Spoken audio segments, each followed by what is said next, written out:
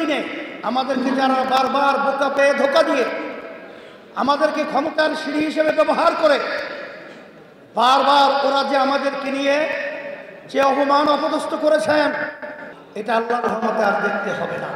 যেই বাংলাদেশে শতকরা 92% মুসলমান বসবাস করে, এই দেশের ভিতরে উলামায়ে কেরাম, বাংলাদেশের রাজধানী ঢাকাতে এই দেশের ভিতরে বুলন্দ আওয়াজ থাকবে উলামায়ে কেরামদের, ইমামদের, খতিবদের। এই দেশের মধ্যে আর নাস্তিকতা এবং যারা নাকি বিশেষ করে ফ্যাসিস্ট, খুনি, চাঁদাবাজ, এদের দৌরাত্ম্য বাংলা জমিনের শেষ আলেম ওলামার বাংলা আজকে মাটি তৈরি হয়েছে।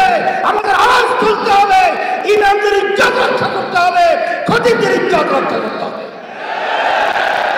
আজকে যদি ইসলাম রাষ্ট্রীয় পর্যায়ে ক্ষমতা যায়, ক্ষমতায় যদি আজকে যেতে পারে, আজকে এই দাবিগুলো বাস্তবায়ন আল্লাহর রহমতে 1-2 মধ্যেই বাস্তবায়ন হবে ইনশাআল্লাহ।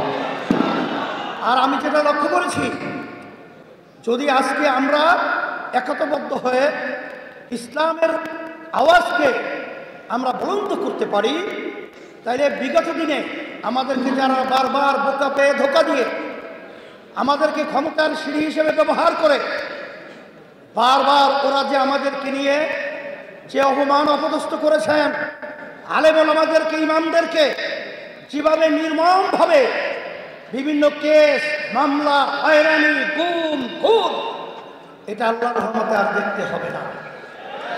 সেই হিসাবে আজকে আমি বিশেষ করে যারা নাকি জাতীয় নেতৃবৃন্দ রয়েছেন, সম্মানিত উলামায়ে কেরাম রয়েছেন, ইমাম, খতিব, সম্মানিত যারা রয়েছেন, আমি সকল ক্ষুধার্ত আহ্বান জানাচ্ছি, আসেন আজকে বাংলাদেশের ভিতরে যে মাঠ পরিবেশ তৈরি হয়েছে, ইসলামের পক্ষের মাঠ আল্লাহর রহমতে তৈরি হয়েছে।